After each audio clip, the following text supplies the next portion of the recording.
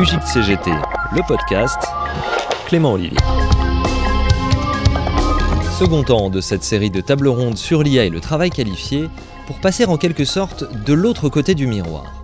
En octobre dernier, lors du salon Big à Paris, Bruno Le Maire appelait, je le cite, à ne pas louper le coche de l'IA. Et le ministre de l'économie d'affirmer qu'il y a plus de 30 ans, nous avons manqué le rendez-vous du numérique, laissant les États-Unis prendre le leadership. On voit ainsi que quand le locataire de Bercy dit « nous », il parle d'entrepreneuriat, et quand il parle de ne pas louper le coche, il parle d'investissement et de marché. Alors c'est d'un nous et d'un coche peut-être un peu différent qu'on va parler ici, à savoir de l'IA comme objet syndical, comme objet démocratique et citoyen. Quelles réponses sont proposées par les syndicats ou restent encore à élaborer? À quelles difficultés sont-ils confrontés et comment les syndicats peuvent-ils eux-mêmes se saisir de l'IA?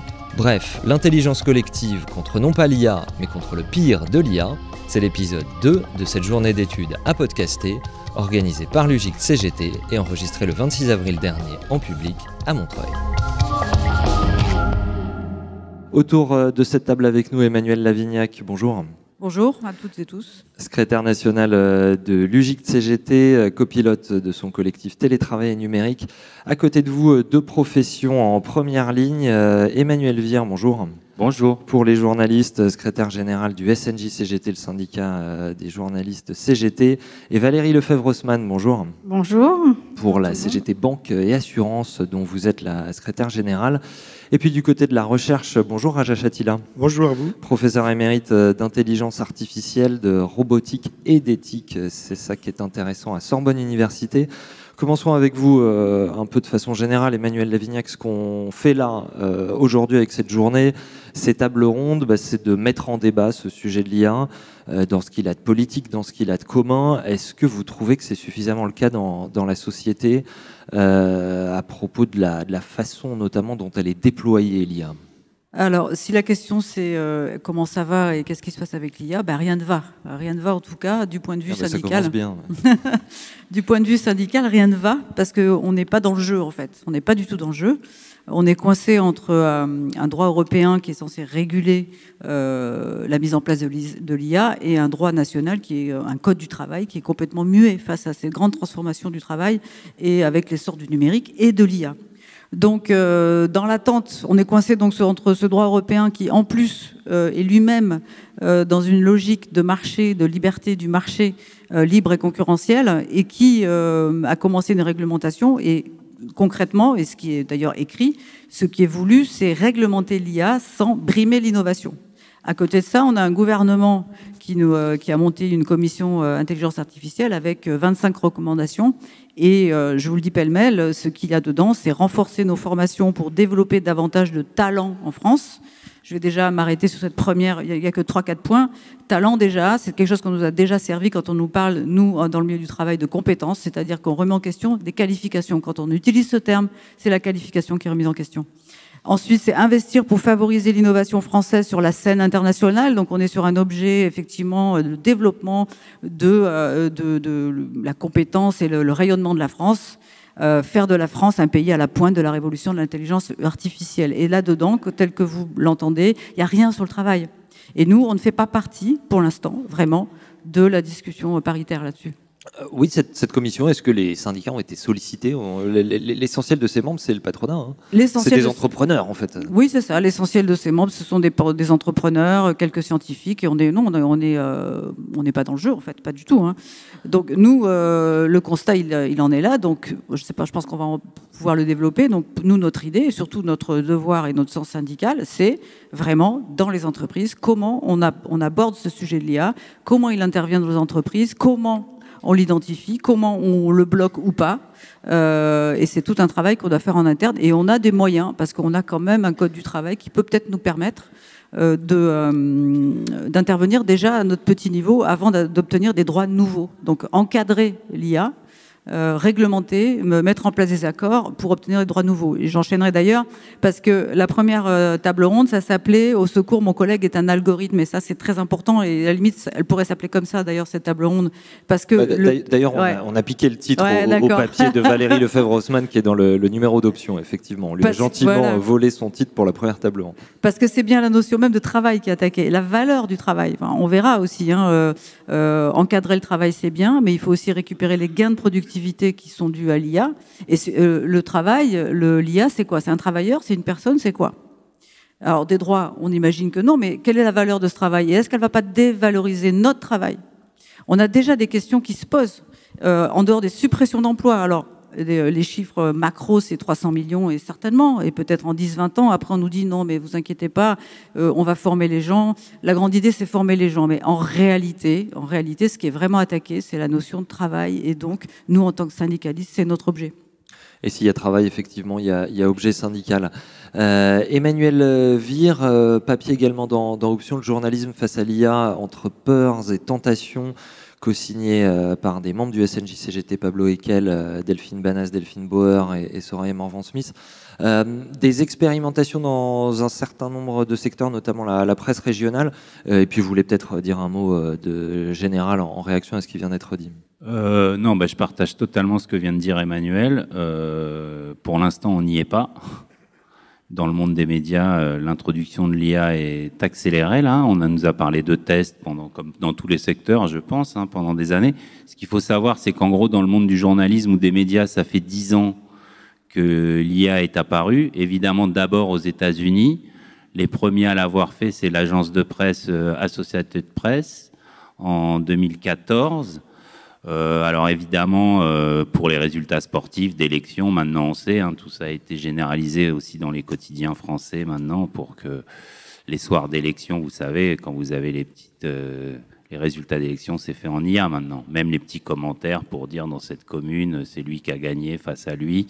Si c'est pas un article détaillé parce qu'il y a eu bouleversement, changement de majorité, qu'il faut amener du fond politique, tout ça maintenant c'est fait en IA. Sur lemonde.fr, etc. Donc, arrêtons-nous un instant là-dessus, parce que ça vient dans la suite du reste du numérique. C'était déjà un bouleversement dans le journalisme, le web, le fait qu'il faut produire énormément de contenu. Et comme il faut produire énormément de contenu pour être visible, on va en automatiser un certain nombre. C'est une mécanique inflationniste. Exactement. Et alors moi, je suis, par exemple, je suis journaliste à Prisma Media, donc qui est le premier groupe de presse magazine en France, qui est détenu, j'ai cette chance-là, par Bolloré. Depuis juin 21, il a racheté, c'était un groupe allemand. Donc c'est le premier groupe de presse magazine, un tiers du marché, c'est Femmes Actuelles, Prima, Voici, Gala, enfin plus Gala qu'il a vendu au Figaro, mais voilà, toute une série de télé-loisirs, télé 2 semaines, enfin de la presse grand public, grand format, avec beaucoup de sites qui doivent, comme tu le dis, produire au kilomètre. On nous a annoncé, alors on était censé être sous forme de test d'IA. Évidemment, les instances représentatives du personnel n'avaient été ni informées, ni consultées, ni quoi que ce soit. Et là, on nous annonce au CSE du mois de mars, donc du CSE du mois dernier, qu'à partir du mois d'avril, par exemple, 10% de la production de Voici, et Voici.fr principalement, parce que c'est là où il y a beaucoup de production à la journée, 10% de la production sera fait en IA, sans informer ni consulter le CSE. Quel genre de papier ? Alors là, pour l'instant, ils sont vraiment sur du papier qu'on appelait, nous, du bâtonnage de dépêche, clairement. Alors avant, c'était fait par des humains, maintenant, c'est fait par de l'IA. Après, vérification quand même d'un secrétaire de rédaction qui est obligé de repatiner derrière. Mais effectivement, notre crainte n'est pas trop sur ces petites dépêches, enfin ces petits papiers-là, qui sont vraiment... Comme tu dis, c'est pour engendrer du clic sur les sites, etc., mais qui, éditorialement et dans le fond, n'ont pas une grande importance. Non, ce qui nous inquiète beaucoup plus, c'est l'étape d'après. Parce que, par exemple, Prisma Media, eux, ce qu'ils veulent faire, c'est exploiter un article de fond, une enquête d'un journaliste, d'un vrai journaliste, d'un être humain, et après, l'IA, l'IA vous en fait 4, 5 formats différents sur supports différents. Et c'est là notre inquiétude de fond. Elle n'est pas trop sur des papiers de... Ouais, voilà, enfin, je ne les qualifierai pas, qu'on a sur des sites comme ça. Mais donc, nous, notre première baston, juste pour terminer et répondre la riposte syndicale, parce que d'abord, et ce qui a été dit aussi dans les interventions des camarades suite à l'expo, etc., d'abord, l'objet et le but, c'est d'y être. Parce que là, on est totalement en retard, comme d'habitude, et totalement dépassé, nous, par nos éditeurs. Donc nous, qu'est-ce qu'on a fait à Prisma Media? Ils nous ont mis un point au CE, information, sur des tests donc d'IA, où en fait, quand on lisait le document que j'ai là, un document, en plus, ils n'ont pas fait grand-chose, ils ne sont pas beaucoup fatigués, un document de 15 ou 16 pages, information sur l'expérimentation de l'intelligence artificielle au sein de Prisma Media, contraintes et limites. Mais sauf que quand vous rentrez dans le doc, vous arrivez, test voici, phase 2, à partir d'avril, un article par jour par personne, soit 10% de la production quotidienne. Ça, c'est pas un test. Donc on leur a dit, nous n'assisterons pas à ce point. On a de la chance, la CGT est majoritaire, avec 57% des voix et 11 élus sur 18. Nous n'assisterons pas au point, nous quittons le CSE, nous allons faire mettre au vote une résolution qui va nous permettre d'aller ester en justice, parce qu'évidemment, face à l'introduction de cette nouvelle technologie, vous devez nous informer et consulter. Donc évidemment, travailler avec les conseils derrière et tout. Résultat, le lendemain, on a eu une petite négociation en one-to-one et nous avons obtenu l'information consultation qui débutera le mois prochain. Voilà. Et ce qui va nous permettre d'avoir recours à un expert et enfin de travailler nous-mêmes ce qu'ils veulent faire, les conséquences, à la fois sur l'emploi, comme l'a dit Emmanuel, mais alors nous, comme journalistes, sur l'information, évidemment, délivrée au public, parce que c'est ça aussi qui nous inquiète beaucoup d'un point de vue éthique. Confiance, ouais. Ben, bien sûr. Et là, il n'y a rien. Parce que là, c'est pareil, qu'avait prévu la boîte, charte d'utilisation sur l'IA, sans négociation, sans rien. Un peu comme sur les chartes unilatérales de télétravail. Voilà. Valérie Lefebvre-Haussmann, dans votre secteur banque et assurance, l'IA générative, là, elle vient dans la continuation de la gestion algorithmique qui est en place depuis un certain temps déjà. Oui. Une vingtaine d'années, quoi. Nous, ça fait presque 30 ans maintenant qu'on travaille avec l'informatique et les algorithmes. Le premier à avoir dégainé, entre guillemets, sur l'intelligence artificielle générative, c'est le groupe Crédit Mutuel, avec l'introduction et l'achat de Watson, le logiciel d'IBM, pour traiter les mails qui arriveraient de la clientèle. Ça n'a pas été un franc succès au départ, même si, comme c'est présenté systématiquement aux salariés, parce que c'est présenté aux salariés, mais c'est pas présenté aux représentants du personnel, on retrouve exactement ce qui a été dit tout à l'heure. C'est toujours présenté d'une façon positive pour les collègues, en disant on va vous enlever des tâches répétitives qui vous prend du temps, et ça va vous permettre de dégager du temps commercial. Donc, quand on traduit, ça veut dire augmentation des objectifs commerciaux. Donc, c'est pas un gain de temps pour pouvoir bien préparer ses entretiens et puis mieux faire son travail, mais non, c'est pour intensifier le travail. Ça rejoint ce que vous dites, ce qui a été expliqué ce matin par l'économiste Nathalie Greenan sur la vision centrée sur les tâches, la décomposition des tâches et donc la chasse aux petits temps morts. Ouais. Ouais, tout à fait. Sauf que les petits temps morts, on en a besoin, ça a été dit ce matin, pour que notre cerveau n'explose pas quand même. Ensuite, ça a été mis en place dans d'autres entreprises, toujours sans information, consultation des représentants du personnel. On a eu une présentation par le groupe, je voulais pas le citer, mais je vais le citer, le groupe BPCE au mois de novembre, où c'est déjà avancé. Ils travaillent déjà, ils ont mis en place des tests, pareil, comme chez vous, des tests, des laboratoires, pour là, ils vont utiliser l'intelligence artificielle pour préparer l'entretien clientèle, pour les clientèles professionnelles, donc les patrons d'entreprise. L'intelligence artificielle va aller chercher le profil de notre client sur les réseaux sociaux. Donc, il va aller chercher toutes les informations, y compris des informations personnelles, pour nous dire après, faudra aborder monsieur Untel, j'avais pris l'exemple l'autre jour un fan de rugby, parce que c'est plus parlant, va falloir y aller directement avec lui. Ça, c'est en test aujourd'hui dans plusieurs caisses d'épargne et dans plusieurs banques. Encore une fois, on n'est ni informé ni consulté. Par contre, quand on interpelle les patrons du groupe, alors ils nous jurent vraiment que le dialogue social, c'est important, et qu'on va le traiter dans la gestion prévisionnelle des emplois, des compétences. Sauf que dans ces négociations-là, on se retrouve une petite ligne disant on incite les entreprises à... Mais il n'y a aucune obligation, donc les entreprises, ils déroulent le procédé. Et c'est bien accueilli par les collègues Generali. Comme on est en sous-effectif dans quasi toutes les entreprises de nos secteurs, ils répondent aux sous-effectifs par la mise en place d'intelligence artificielle.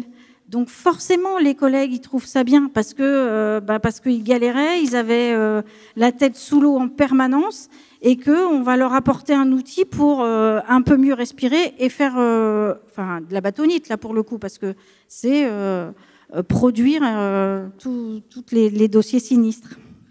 Raja Chatila, l'originalité de votre parcours, c'est que vous venez des sciences formelles et puis vous êtes frotté à ces enjeux d'éthique. Donc on est dans le domaine des sciences humaines et sociales. Système d'IA générative, enjeu de démystification et d'éthique, c'est le titre de votre papier dans ce numéro d'Options Spéciales IA. Quels enjeux vous voyez déjà émerger de ce qui a été dit? On a des enjeux de véracité, de vrai et de faux, et puis on a des enjeux de qualité de la décision qui est prise par rapport au risque. Raja Chatila. Il y a plusieurs enjeux, effectivement, mais je voudrais commencer par un point important qui a été mentionné depuis assez longtemps, d'ailleurs, depuis ce matin. C'est la justification de l'intelligence artificielle, c'est augmenter la productivité. Quand vous regardez les sources, vous ne voyez que rarement des études sérieuses et chiffrées qui disent voilà, on a utilisé l'intelligence artificielle générative et l'augmentation de productivité a été de temps, on a fait des tests, etc. Vous avez très très souvent des affirmations du style potentiellement, etc. Alors oui, potentiellement, parce que par principe, l'intelligence artificielle va automatiser un certain nombre de choses. On a parlé de la décomposition en tâches. Il y a toujours cet argument disant que comme ça, les humains pourront se focaliser sur les tâches cognitives. Moi, personnellement, je ne sais pas exactement quand est-ce que je fais des tâches cognitives et des tâches qui n'en sont pas. Le cerveau mélange un peu tout ça. Oui, puis il ne s'arrête pas, le cerveau. Il ne s'arrête pas. Parfois, je me réveille en pleine nuit avec des idées. Je pense que quand je dormais, je ne faisais pas de tâches cognitives. Enfin, je ne sais pas. Hein. Donc, il y a quand même des affirmations un peu faciles qui ne sont pas fondées. Alors, j'ai trouvé une étude. Je ne sais pas quelle est sa qualité, parce que je n'ai pas eu le temps de vérifier. Est-ce qu'elle a été faite par des humains, Raja Chatila? Je suppose. Il y a un auteur avec son nom, donc, et je ne pense pas que ce soit une étude académique en plus. Hein. Donc, en fait, ils ont fait des tests sur 3 types de tâches où ils ont utilisé de l'intelligence artificielle, et ils ont fait 2 groupes, un groupe qui n'utilisait pas et l'autre groupe qui l'utilisait, avec 3 tâches différentes. Une tâche une mission qui consistait à répondre à des demandes de clients dans une entreprise de logiciels. Ils ont constaté qu'il y avait une augmentation de productivité de 13,8% pour le groupe qui utilisait de l'IA. Un autre groupe, c'était la rédaction de documentation professionnelle, donc documentation un peu habituelle, mais enfin professionnelle. Donc gain de productivité de 59%. Et ce qui est intéressant, c'est le 3e groupe qui faisait de la programmation, du codage. Augmentation de productivité, 126%. Alors, qu'est-ce que ça me dit? ça me dit que effectivement, on voit que dans la première tâche, il y a l'interaction avec le client, des choses assez imprévisibles parfois, même si on peut détecter des régularités. Et oui, et ben là, la productivité n'a pas beaucoup augmenté parce que c'est vraiment de la réflexion, de la décision, de la réaction humaine. Il n'y a rien de plus imprévisible que l'interaction entre des humains. Et plus on va vers des choses qui sont effectivement assez formalisées, donc la programmation, parce qu'on utilise souvent, on réutilise des programmes, etc. Ben oui, là, ça fait sens. Oui, c'est des choses du genre, il faut le préciser. Codage écrire des lignes de code, voilà, c'est ça. Voilà, codage informatique. Et puis rédaction de documents, ça ressemble un peu à la tâche que notre ami a mentionnée, c'est-à-dire produire du texte au kilomètre. Ça peut être effectivement automatisable. Mais le contenu, en revanche, à ce moment-là, ça veut dire qu'il n'est pas extrêmement créatif. Alors, pour ensuite dire un mot quand même sur le rôle que l'IA peut jouer, parce qu'elle peut jouer un rôle utile et intéressant, mais il faut toujours l'utiliser avec beaucoup de précautions, parce que ce sont des systèmes statistiques, ça a été bien expliqué, et donc les résultats qu'ils fournissent, les textes qu'ils vont produire, le cas échéant pour l'IA générative, mélangent des choses qui ne devraient pas être mélangées, c'est-à-dire du vrai et du faux, et donc la vérification est importante. Or, qui peut vérifier le résultat si ce n'est quelqu'un qui a la compétence pour vérifier les résultats? Parce que, par définition, vérifier, c'est comprendre qu'il y a des choses qui ne sont pas correctes. Donc, il y a un risque, c'est que cette compétence se perde, que les productions soient de moins bonne qualité, et que donc on aboutisse à une situation où finalement, globalement, il y a plus de productivité, mais plus de médiocrité en même temps. Emmanuel Lavignac. Je voulais revenir sur effectivement ce qui a été dit auparavant sur comment on peut agir dans l'entreprise quand même. Là, en ce moment, les IA sont implantées directement sans qu'il y ait d'infoconsultation. En même temps, on sait très bien que les infoconsultations, ça n'a pas non plus un grand poids. Mais étant donné que déjà à notre niveau, comme je disais au début, localement, il faut quand même qu'on s'approprie le sujet. Et donc, qu'on s'approprie le sujet au plus près du travail. Donc oui, la première chose à faire, c'est essayer, enfin imposer l'infoconsultation sur l'implantation d'une IA et demander une expertise pour projet important en fait, parce que innovation technologique, ça existe encore dans le code du travail. Je disais tout à l'heure qu'on peut encore s'appuyer un peu sur le code du travail qui est là. Donc déjà obtenir cette expertise. Et cette expertise, là je vais être un peu technique, mais effectivement après ce que nous, il faut qu'on essaye de savoir, c'est identifier déjà les données, ce qu'il y a dans la boîte noire en fait de cette IA, d'où elle vient. J'ai un exemple très précis qui m'a été rapporté tout à l'heure chez Capgemini. On l'aura, donc qui est un grand groupe de prestations de services et cabinet de conseil en stratégie, qui conseille énormément de collectivités publiques. Où on leur a imposé une IA, donc apparemment un petit peu inoffensive, qui s'appelle Copilot et qui est censée les aider à mieux travailler. Au final, Copilot, c'est une IA pour Capgemini qui va se nourrir du travail des ingénieurs et des cabinets de conseil et des consultants de Capgemini, et c'est fait par Microsoft. Donc ça veut dire que ça, quand on nous installe une IA, il faut à tout prix attaquer le sujet, d'où viennent les données, où vont les données, qu'est-ce qu'il y a dans la boîte noire, que deviennent notre travail, déjà ça. Savoir aussi après l'impact de l'IA dans l'entreprise, c'est-à-dire dans l'entreprise, quels sont les métiers dans l'entreprise qui vont être impactés, en quoi soi-disant ça va les aider, puisqu'effectivement on nous le vend comme une aide. Mais en réalité, savoir... alors, ce qui est très intéressant dans ton cas, c'est parce qu'ils ont chiffré 10% d'articles faits par l'IA, etc. Donc, effectivement, l'impact.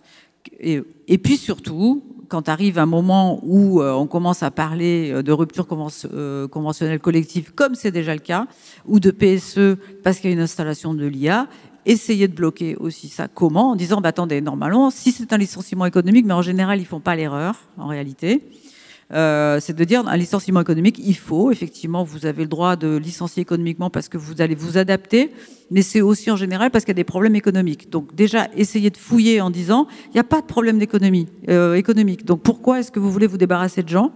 Quels sont les, voilà, est-ce qu'on a besoin de cette IA à tel endroit, etc. Et de vraiment creuser pour absolument bloquer tout ce qui est en train de se mettre en place sur des suppressions d'emplois. Et je rappelle aussi, même si ce que je disais tout à l'heure, il faut construire du droit par rapport à ça. Je disais tout à l'heure que quand on a du licenciement économique, normalement, on ne peut pas remplacer tout de suite sur un poste. Quand un poste est supprimé, on ne peut pas remplacer tout de suite. Alors, ça s'est un peu assoupli. Avant, c'était 6 mois. On ne pouvait pas remettre quelqu'un en CDI. Aujourd'hui, ce serait peut-être 3 mois, mais peu importe.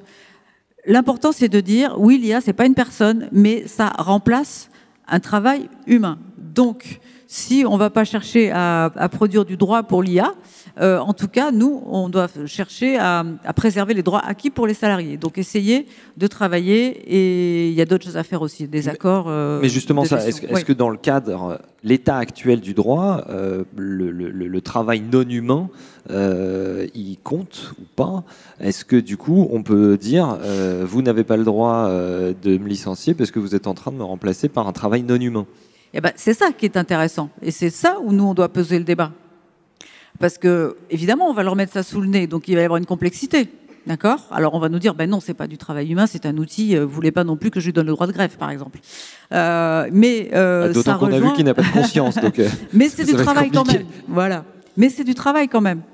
Donc après, c'est difficile pour nous de penser ça. C'est pas non plus du travail gratuit, c'est du travail qui donne du gain de productivité ou en tout cas du profit. Donc oui, il va falloir, pour les chatouiller un petit peu et pour augmenter et pour avoir des droits nouveaux, de poser ce genre de questions qui sont problématiques, mais qu'on doit absolument faire.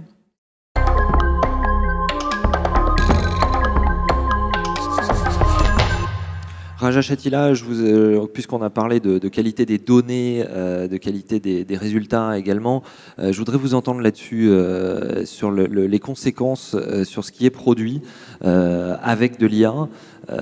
Effectivement, la qualité des bases de données qu'on lui fournit, du coup la maîtrise qu'on a dessus, et puis ces fameuses hallucinations, ces absurdités produites par l'IA, qui ignorent le vrai, le faux, qui racontent parfois des choses sans comprendre qu'il y avait de l'ironie, etc. Oui, alors pour la qualité de données, il faut, je crois, distinguer déjà 2 choses.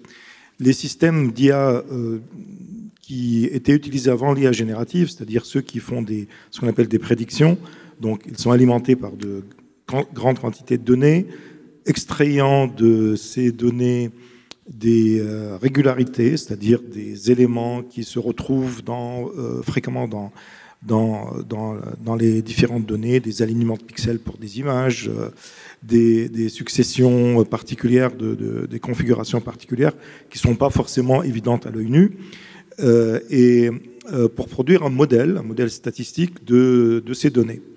Alors, si les données, donc c'est un système statistique, donc tout statisticien sait que si les données ne sont pas de bonne qualité, le résultat de la statistique n'est pas bon et est biaisé. Et c'est là qu'il y a un sujet important sur la qualité des données qui sont utilisées pour être représentatives de ce qu'on veut étudier.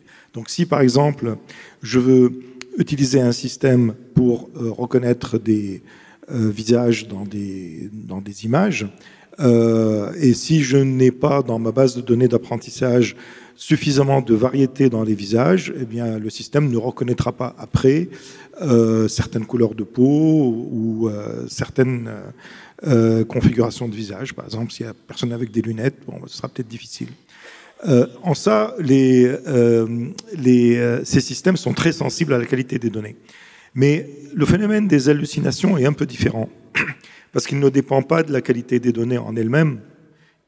C'est inhérent au système dit génératif, parce que ces systèmes sont entraînés sur de très très très grandes quantités de données, et on parle surtout de systèmes qui sont qui ont été conçus pour analyser des textes du langage naturel et produire du langage naturel, donc comme ChatGPT, maintenant qui ont été généralisés à des images, à des vidéos, à des sons, à des voix, etc. La méthode de fonctionnement de ces systèmes, c'est de vous produire, donc générer, c'est pour ça qu'il s'appelle génératif, de vous produire la suite la plus probable de votre demande, de votre requête. Donc si je dis, je commence un poème par exemple avec ChatGPT, un poème à la Baudelaire, disons, je vais commencer par dire souvent pour s'amuser les hommes d'équipage prennent des albatros. Il ne va pas me donner la séquence exacte parce que c'est bien connu et protégé par les droits d'auteur, mais il va me produire un poème qui ressemble un peu au style Baudelaire. Bon, c'est un poème, ça ne prête pas à conséquence. Le problème, c'est que cette génération de la suite statistique la plus probable de ce que vous avez demandé n'a aucun rapport avec la réalité, en fait. C'est juste ce que, statistiquement, il va trouver le plus probable dans cette grande quantité de données qui ont été mélangées ensemble et qui produisent, donc, qui sont un modèle. Et quand justement, quand les textes apparaissent au fur et à mesure, c'est parce qu'elle le fait au fur et à mesure. Oui, exactement. Elle le fait au fur et à mesure. C'est juste un effet graphique de ChatGPT. Oui. Voilà. Il n'écrit pas à l'avance, puis produit sur l'écran, tout à fait. Hein. Il génère au fur et à mesure parce que c'est récursif.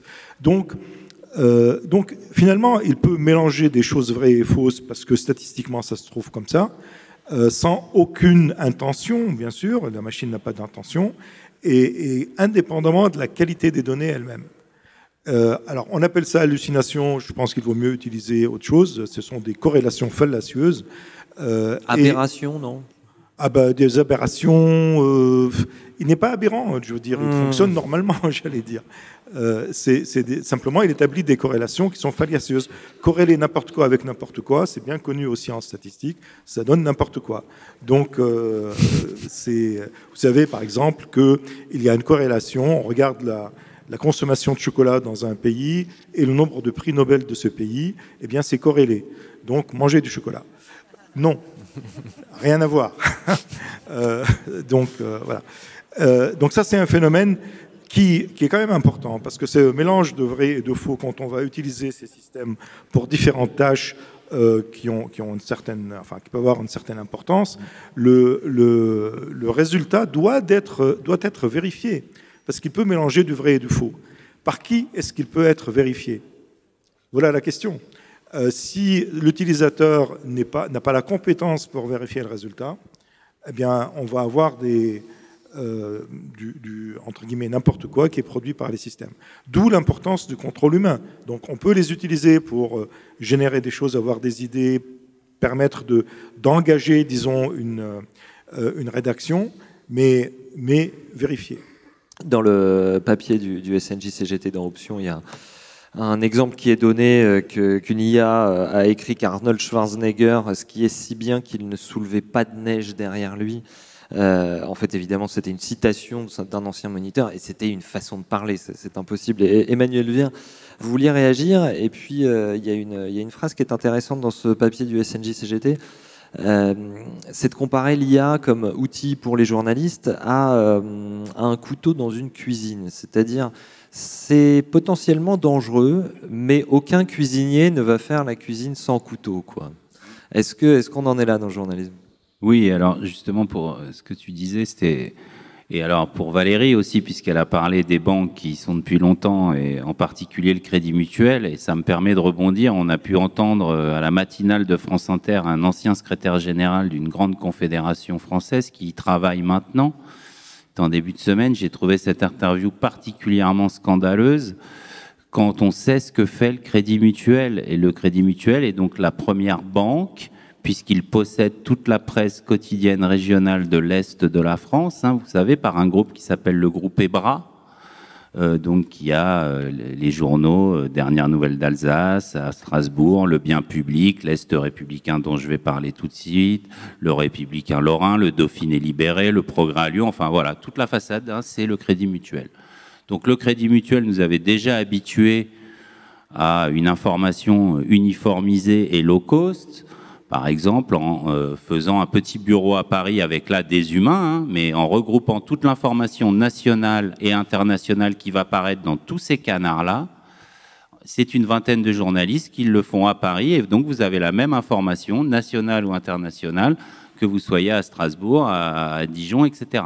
Donc ça, c'était là arrive l'IA, qui, dans la presse d'information, là, la vraie, on ne parle pas de Voici, hein, de mon groupe, la presse d'information qu'on dit d'information politique et générale.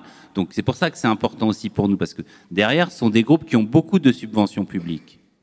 Je vous rappelle que la presse est subventionnée en France, et beaucoup subventionnée. Hein. C'est 400 millions d'aides directes par an, et c'est à peu près 1,4 milliard avec les aides indirectes. Un taux de TVA réduit à 2, hein, etc., aide au portage, aide postale. Donc voilà. Et le Crédit Mutuel, via son groupe de presse EBRA, est le premier à avoir mis en place l'intelligence artificielle à l'Est républicain. Et alors, comment ils ont fait? Ils sont pas, évidemment, ils ont fait les choses en partant en plus des plus précaires d'entre nous. Ils sont partis des correspondants locaux de presse.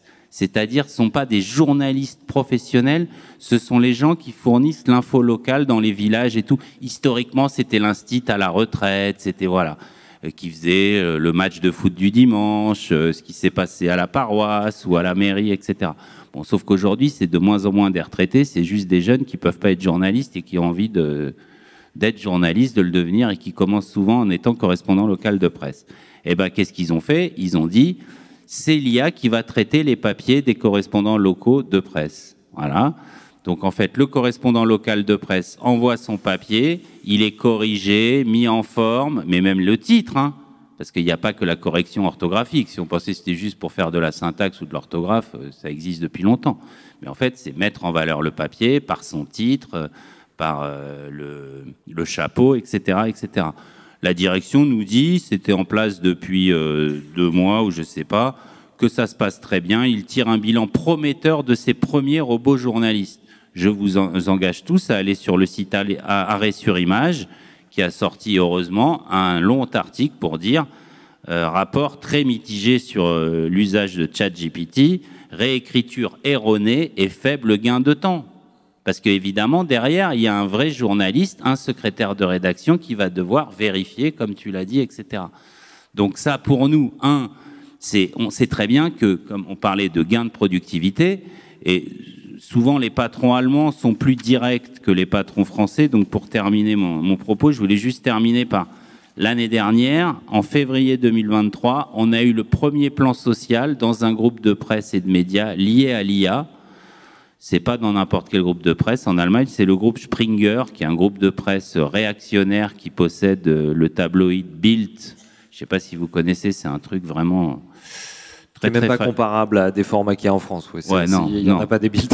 Même le nouveau JDD d'extrême droite, c'est compliqué de le comparer avec Bild. Plutôt avec les tabloïds anglais. C'est ça. Voilà, exactement, tu connais ça très bien, Clément. Mais qui a aussi Die Welt, hein, Die Welt qui est un hebdo quand même, l'équivalent du Spiegel, mais de droite, quoi. Enfin, de droite très conservatrice. Premier plan social en février 2023. Pourquoi? L'IA va révolutionner le journalisme, c'est le patron qui parle, hein, va révolutionner le journalisme et les médias en soutenant ou remplaçant le journaliste. Et donc là, on est dans la phase remplacement. On ne voit pas le soutien pour l'instant. Valérie Lefebvre-Haussmann, je vous laisse la parole. Et puis le risque dans votre secteur, c'est que la programmation serve l'intérêt de l'entreprise plutôt que ceux des clients. Oui, effectivement. Aujourd'hui, que ce soit dans l'assurance ou dans la banque, quand on est en relation clientèle, ça fonctionne comme un entonnoir, leurs algorithmes. On rentre, nous, des données du client et l'informatique va nous dire « faut vendre tel produit » à la personne que vous avez en face de vous. Aujourd'hui, on peut encore essayer de modifier ce qu'on nous propose. Mais demain, on ne sait pas ce que ça va devenir puisqu'on n'a pas de vision. Aujourd'hui, ils ne veulent pas qu'on ait une discussion sur, je l'avais fait avec humour, mais où vais-je ou courge, on ne sait pas du tout ce que ça va donner. Si les informaticiens ont comme comme consigne d'aller vers tel produit, ils vont faire en sorte que l'algorithme nous emmène vers tel produit parce que dans le plan stratégique de l'entreprise, ça va être ça. Et que ça répondra pas forcément aux besoins de nos clients. Donc ça pose des questions. Et puis par rapport à ce que tu disais tout à l'heure et ce qui a été dit ce matin sur l'absence de dialogue social dans le rapport gouvernemental où c'est honteux puisqu'il cite qu'il y a 0, je vais citer un patron. Oui, il faut rappeler simplement que dans ce rapport, il y a une ligne dédiée au dialogue social et que c'est écrit 0. C'est-à-dire que c'est même pas que c'est un angle mort où ils ont oublié de le mettre, c'est noté et c'est écrit 0 €. Je vais citer le directeur général adjoint du Crédit Agricole qui a dit récemment dans les médias « L'intelligence artificielle générative va avoir beaucoup plus de compétences qu'un cerveau d'un conseiller dans une agence bancaire. » Donc je ne vous raconte pas le mépris de classe. Et il a rajouté « Avec le digital, on était sur une logique où les tâches sans valeur ajoutée étaient confiées au digital et l'expertise au niveau humain. Cela, c'est terminé. » Donc, on voit bien que nos directions d'entreprise, poussées très certainement par la patte du gain des actionnaires, hein, tout ne revient pas qu'à nos directions d'entreprise, ne vont que sur la productivité et que sur le remplacement de certains métiers par l'intelligence artificielle.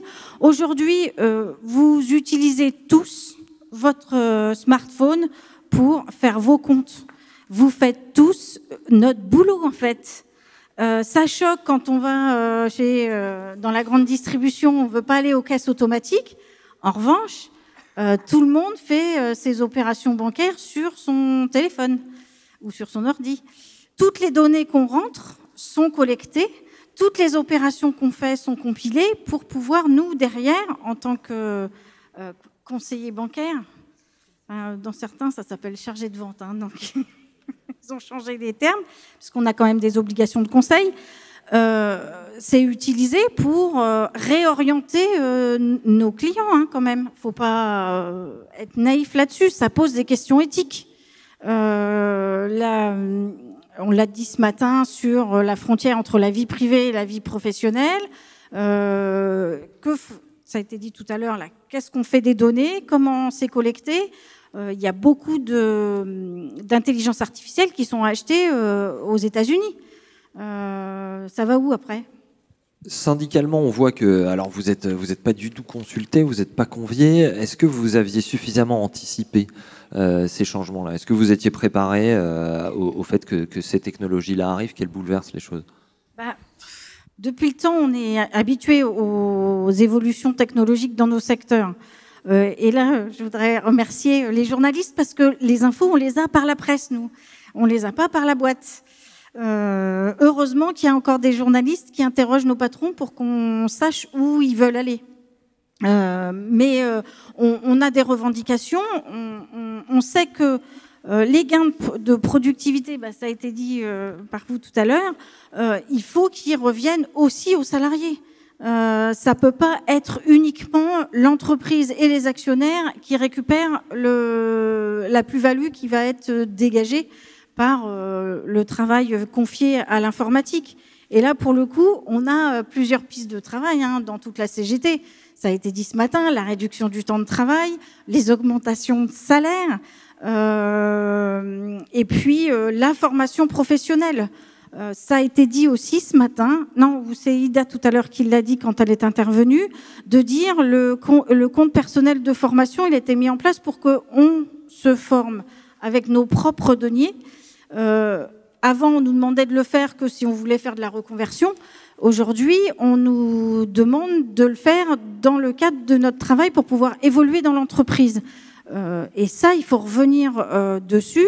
La CGT, elle a une revendication qui date de plusieurs années maintenant, c'est la sécurité sociale professionnelle, où on dit que tous les gains de productivité doivent servir aux salariés, qu'on doit négocier collectivement des droits qui vont être attachés à la personne.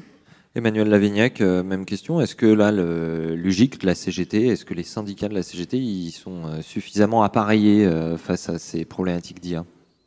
D'abord, je rejoins effectivement ce qui a été dit, c'est que nous, notre but, déjà en dehors d'encadrer et d'essayer de faire des accords pour encadrer l'IA dans les entreprises, c'est de récupérer les gains de productivité. Donc oui. Et toute la CGT, on est tous sur la même ligne à ce niveau-là.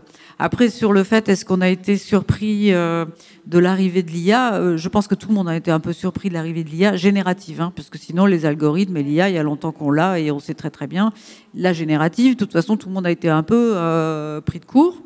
Mais en revanche, et ça rejoint un petit peu une question tout à l'heure qui a été posée par une camarade sur voilà, il y a longtemps qu'on a des problèmes pour contacter les syndiqués ou pour arriver à appréhender aujourd'hui comment est réparti le travail. Le travail a éclaté, l'organisation du travail, la division du travail, enfin le grand capital, comme on dit, il y a un petit moment qu'il nous attaque en réorganisant à tout crin. Donc en fait, on s'attend toujours, j'ai envie de dire, depuis quelques années ou 20 ou 30 ans, à une mauvaise nouvelle.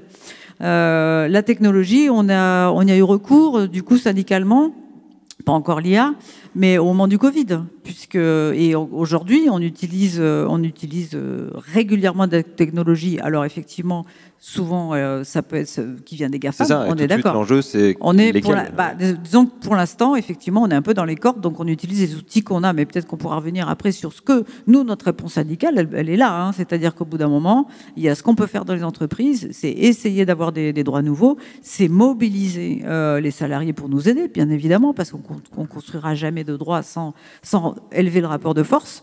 Ça s'est fait au moins aux États-Unis. On va dire que pour l'instant, on a cet exemple-là à Hollywood, où il y a eu une grève de 148 jours. 15 000 scénaristes se sont mis en grève pour exiger et faire un accord de 94 pages, tenez-vous bien. Donc j'espère qu'un jour on arrivera à ça, mais grâce à une grève. Alors on sait très bien que les grèves aujourd'hui, on a du mal à les mettre en place, tout simplement parce qu'on n'est pas présent. On est très peu présent dans les grandes entreprises, etc. Mais cette grève, quand même, je vais revenir sur les scénaristes, ils ont quand même obtenu, alors sur deux choses qui sont intéressantes, c'est déjà des augmentations salariales, alors évidemment on est aux États-Unis, hein, donc on va parler de primes, mais effectivement par rapport à leurs scénarios, les scénarios qu'ils ont distribués et qu'on voit dans toutes les séries Netflix et ailleurs, ils ont dit à chaque fois qu'il y aura beaucoup de succès sur une série, nous on veut une commission, hein, donc ils ont obtenu ça, et ils ont obtenu aussi une régulation de l'IA, alors qui est intéressante par rapport à ce que tu viens de dire, c'est-à-dire que le fait de ne pas reconnaître si un scénario est écrit complètement par l'IA, d'abord, normalement, ça ne devrait pas être possible, mais en tout cas, ça ne peut pas être gardé comme ressource.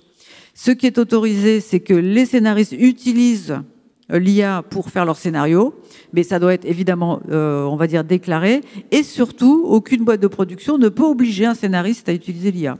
Donc en fait, voilà, mais là, on est sur un autre... mais pour parler de mobilisation...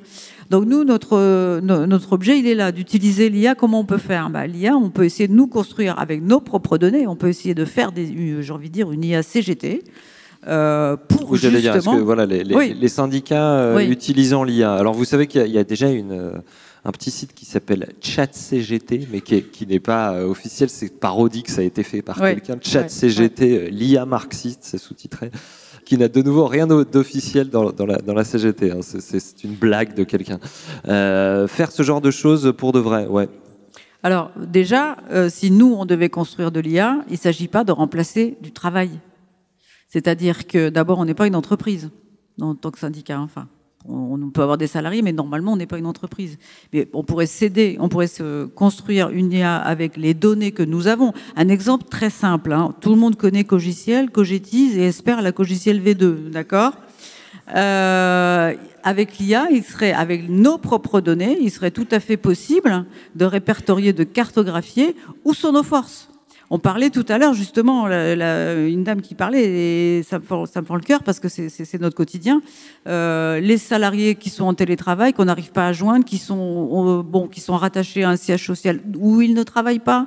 Ces gens-là, comment est-ce qu'on va leur parler, même nos syndiqués, comment est-ce qu'on fait des AG? Alors, juste pour revenir au passage avant, on a développé des AG à l'UGICT et dans d'autres syndicats, des AG en visio. Il va d'ailleurs y en avoir une dans peu de temps. Je reviens toujours sur Capgemini qui annonce une grève pour le 16 mai avec une AG où vous avez 100 personnes, 120 personnes qui sont déjà inscrites. Donc on se sert déjà des technologies. Mais bref, pour revenir au sujet de répertorier, cartographier nos camarades, on pourrait tout à fait faire une carte où je sais que voilà, il y a 60 000 personnes en France, je vois au moins où ils habitent, même si c'est pas là où ils travaillent. Donc si un jour j'ai besoin, je sais qu'il y a une UL pas loin, je peux le contacter. Enfin, je veux dire, on peut se servir intelligemment des données qui sont du coup qui nous appartiennent. Alors, on aura toujours un problème, Mathieu Trubert n'est pas là, mais il y a toujours une possibilité de hacker où on est toujours malheureusement tributaire d'un matériel américain qui peut aller du câble, je te vois là-bas, du câble ou de la puce Nvidia américaine qui pourrait quand même choper des données, ok. Mais en attendant déjà, parce qu'on a des besoins, donc je répète, c'est pas pour remplacer les gens, mais c'est pour combler des besoins, déjà pour mobiliser les camarades, contacter les salariés. On pourrait faire aussi utiliser des algorithmes sur des données publiques, donc on vole rien à personne, et qui sont tout simplement le nombre d'accords qu'il y a par exemple en France. On pourrait aller chercher à l'inspection du travail ou à la DRIEETS tous les accords qu'il y a dans ce pays et voir les manques par rapport aux entreprises et savoir comment juridiquement on pourrait attaquer ou voir les failles.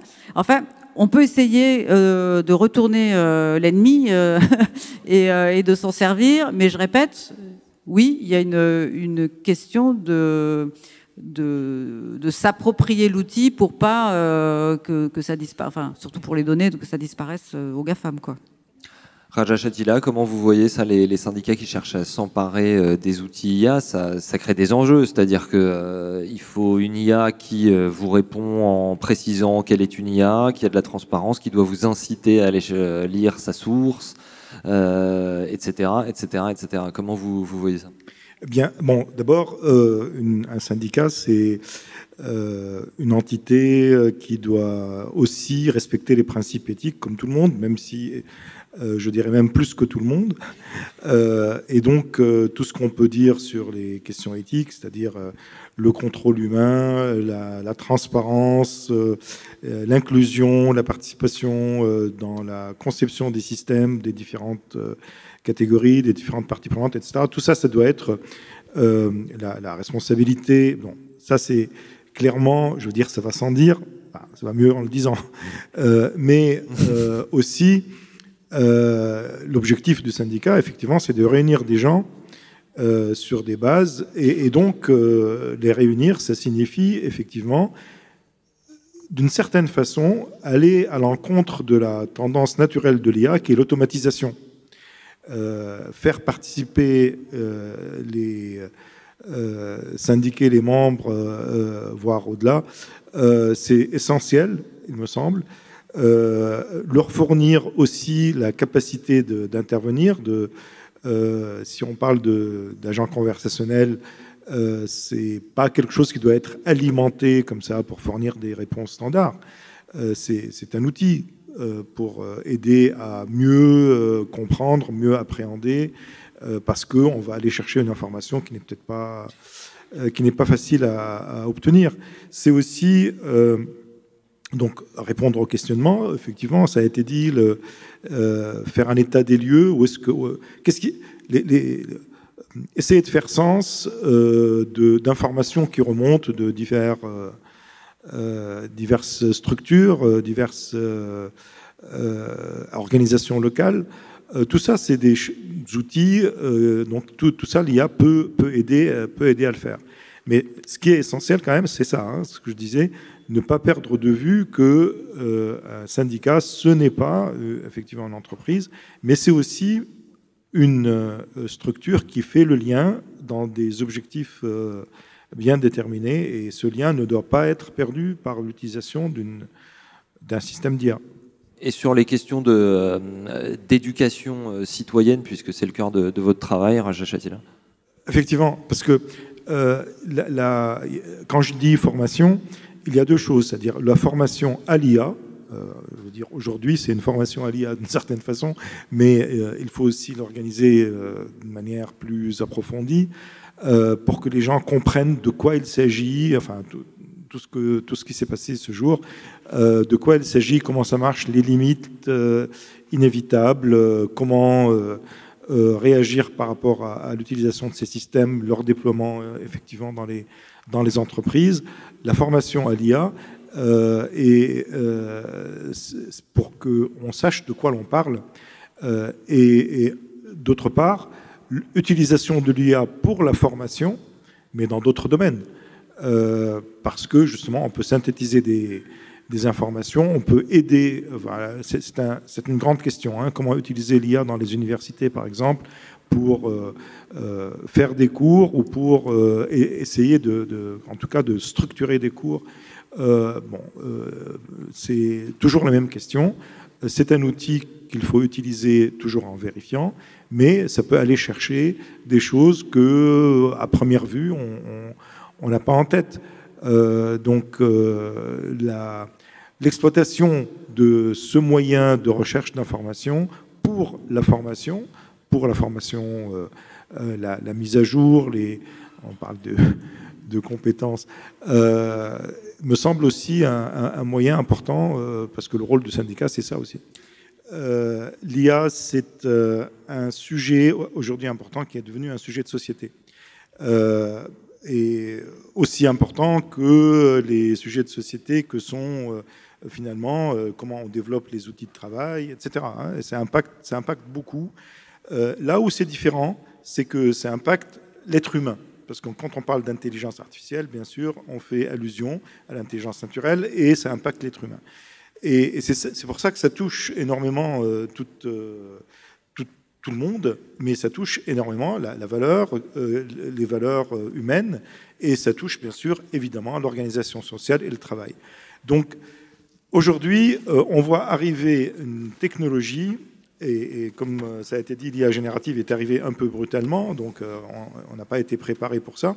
On trouve une technologie qui prétend effectivement, pour la première fois de manière très explicite, être capable de remplacer l'humain parce qu'elle utilise quelque chose qui est essentiel chez les êtres humains, c'est le langage, c'est la production de textes, c'est la production des moyens de circulation de la pensée.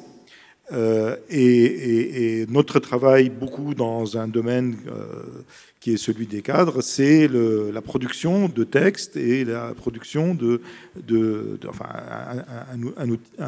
un travail qui est plutôt intellectuel. Donc c'est important de tenir compte de cet impact important et de ne pas oublier néanmoins que c'est une technologie, ce n'est rien d'autre qu'une technologie, c'est un outil, ce n'est rien d'autre qu'un outil, et donc, comme tous les outils, il faut les maîtriser, il faut les cadrer, et il faut que ceux qui veulent les utilisent à bon escient, et surtout qu'on ne puisse pas les imposer. Donc, si je parle à une organisation syndicale, je dirais attention, le rôle aussi d'un syndicat, c'est de maîtriser la manière dont les outils sont déployés dans les entreprises, à tous les niveaux. Merci beaucoup à vous quatre, Emmanuel Lavignec de l'UGICT, Valérie Lefebvre-Haussmann de la CGT Banque Assurance, Emmanuel Vire du SNJ CGT et Raja Chatila de Sorbonne Université. Merci d'avoir pris le temps de cette discussion. Merci à vous dans le public ou derrière vos écouteurs de nous avoir suivis jusque-là. C'est pour moi le moment de vous inciter à vous abonner à ce podcast accessible à toutes les bonnes adresses. On se retrouve très bientôt. Salut!